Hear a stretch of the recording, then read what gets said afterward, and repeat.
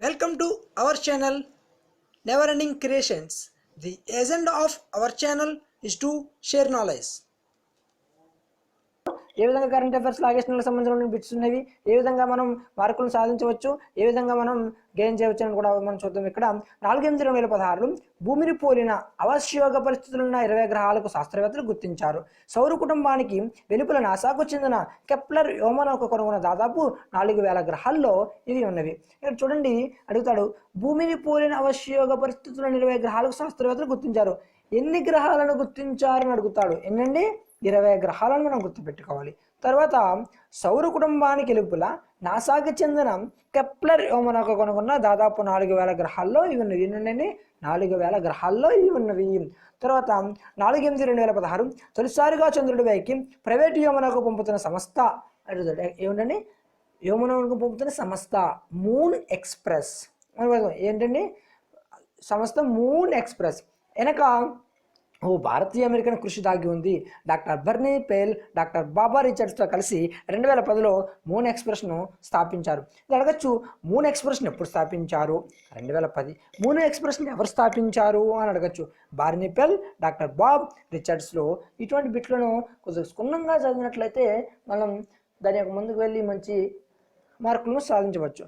ఎందుకంటే current affairs అనేది మనం చదివేటప్పుడు సైన్స్ అండ్ టెక్నాలజీ కానీ ఏది చూసుకున్నా సరే ఒక బిట్ని తారుమారు చేయొచ్చు.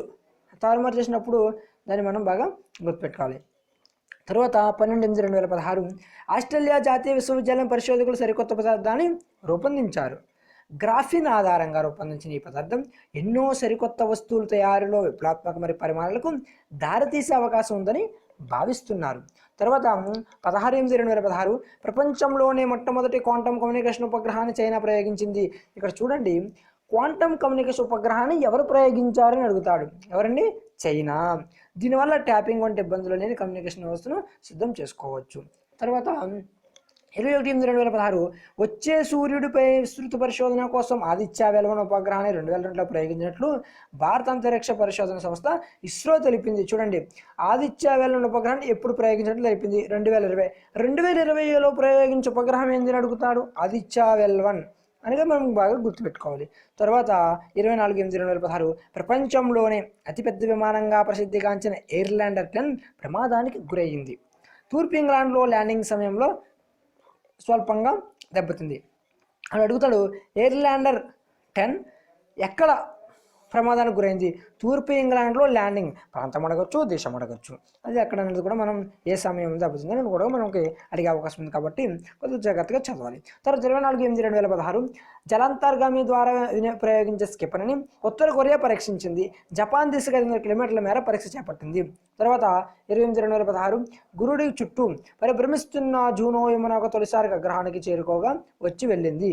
ఆ సమయంలో గ్రహ ఉపరితలానికి కేవలం 4200 కిలోమీటర్ల దూరంలో ఉంది. జూనోలోని పరిశోధన పరికరాన్ని క్రియాశీలం చేసినట్లు నాసా తెలిపింది. కాబట్టి మనం సైన్స్ అండ్ టెక్నాలజీ కూడా చూసాము. సైన్స్ అండ్ టెక్నాలజీలో కూడా ఆ యొక్క ఏది ఉపగ్రహాల గురించి, ఏది ఎప్పుడు ప్రారంభించారు, ఏది ఎప్పుడు ప్రారంభిస్తారు, ఎక్కడ ప్రారంభించారు, దాన్ని ఎక్కడ ఉన్నదని కూడా అడుగుతారు. కాబట్టి సైన్స్ అండ్ టెక్నాలజీని కూడా మనం బాగా చదువుకుంటే మనం సైన్స్ అండ్ టెక్నాలజీలో కూడా ఆగస్టు నెలకు సంబంధించిన సైన్స్ అండ్ టెక్నాలజీ మీకు వివరించాము. ఆ యొక్క సైన్స్ అండ్ టెక్నాలజీలో జరిగినటువంటి ఆగస్టు నెలలో జరిగిన సైన్స్ అండ్ టెక్నాలజీ మనం చదివినట్లయితే మనం మార్కులను సాధించవచ్చు.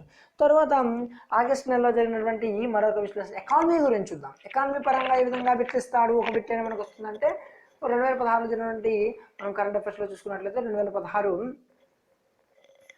ఆగస్టు నెలకు సంబంధించినటువంటి ఎకానమీ చూద్దాం.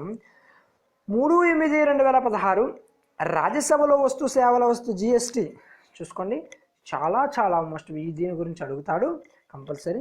జిఎస్టీను దేశంలో ప్రవేశపెట్టేందుకు వీలుగా ప్రతిపాదించిన 122వ రాజ్యాంగ సవరణ సభ ఆమోద ముద్ర వేసింది. అతిపెద్ద పన్ను సంస్కరణకు వీలు కల్పించే బిల్లుకు 203 మంది అనుకూలంగా ఓటు వేయగా వ్యతిరేకంగా ఒక్కరూ వేయలేరు. ఇది ఇక్కడ బిట్టు ఎట్లా అడుగుతాడంటే జిఎస్టీ బిల్లు ఎప్పుడు వచ్చింది, జిఎస్టీ బిల్లు ఎప్పుడు అమలు పొందింది, ఇది ఎప్పుడు అమల్లోకి వస్తుంది, దానికన్నా జిఎస్టీ బిల్లు ఏ రాజ్యాంగ సవరణ ద్వారా వచ్చిందని అడుగుతాడు. అది 122ని గుర్తుపెట్టుకోవాలి. ఇంకో విధంగా అడుగుతాడు 122 రాజ్యాంగ సవరణ, కానీ దేని ద్వారా ఉంది? ఇప్పుడు 102 ద్వారా మనకి ఉంది. కాబట్టి పెట్టడం అనేది ఒక పద్ధతి, దాన్ని మళ్ళీ అమల్లోకి వచ్చినప్పుడు దాన్ని చేర్చడం అనేది మరొక పద్ధతి. ఇప్పుడు 120 ఎన్నో దాంట్లో ఉందంటే 122 అని రాయకూడదు, 102 అని రాయాలి. ఎందుకంటే ఇది కొన్ని అమెండ్మెంట్ అవుతాయి, కొన్ని అవ్వవు, కొన్ని అమల్లో అవుతాయి, కొన్ని బిల్లు పెడతారు కానీ ఆ బిల్లులు అట్లాగే ఉండిపోతాయి, అవి అమల్లోకి రావు. కాబట్టి అమల్లోకి వచ్చిన బిల్లుని మనం వీటిని చూసుకోవాలి. తర్వాత 6/8/2016లో ప్రపంచ ప్రసిద్ధ ఇంజనీరింగ్ ఆటోమేటిక్ సంస్థ జర్మనీకి చెందిన ZF జనరేట్ ఫాబ్రిక్ గ్రూప్ సంస్థ హైదరాబాద్లో సాంకేతిక కేంద్రం ఏర్పాటు చేయాలని నిర్ణయించింది. ఈ సంస్థ తరఫున భారత్లో ఏర్పడుతున్న తొలి కేంద్రం ఇది. భారత్లో తొలి కేంద్రం ఎక్కడ ఏర్పడుతుందని అడుగుతాడు, హైదరాబాద్లోనే మనం బాగా గుర్తుపెట్టుకోవాలి. తర్వాత 9/8/2016 దేశీయ ఉక్కు పరిశ్రమను పరీక్షించేందుకు 6 దేశాలు ఉక్కు ఉత్పత్తుల దిగుమతి నిరోధక సుంకం విధిస్తూ కేంద్రం నిర్ణయం తీసుకుంది. చైనా, దక్షిణ Korea, Japan, Russia, Brazil, Indonesia దేశాల నుంచి చౌకగా దిగుమతి అవుతున్న హాట్ రోల్డ్ హుక్ ఉత్పత్తులపై సుంకం విధిస్తారు. తర్వాత 16/8/2016 వచ్చే వినియోగదారుల్లో డేటా చోరీ కాకుండా రక్షణ సేవలు అందించే అమెరికాకు చెందిన సంస్థ డిజిటల్ గార్డియం డీజీ హైదరాబాద్లో నూతన అభివృద్ధి కేంద్రాన్ని ప్రారంభించింది. భారత్లో తొలి కేంద్రం. అడుగుతాడు, డీజీ నూతన అభివృద్ధి కేంద్రాన్ని ఎక్కడ ప్రారంభించారు?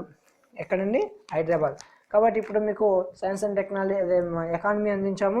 మీకు ఈ యొక్క పార్ట్లో ఈ యొక్క దీంట్లో వీడియోలు వచ్చినప్పటికీ మీకు ఎకానమీ, సైన్స్ అండ్ టెక్నాలజీ, క్రీడలు, వ్యక్తులు, అవార్డులు కూడా మీకు అందించాము ఒకే వీడియోలో.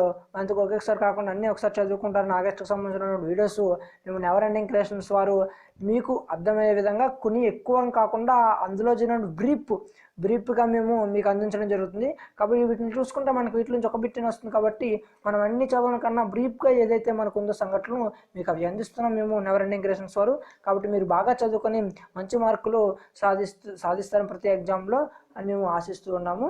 కాబట్టి వీటిని బాగా చదివి పరిశీలించి మార్కులు సాధించాల్సిందిగా మేము ఆశిస్తున్నాం.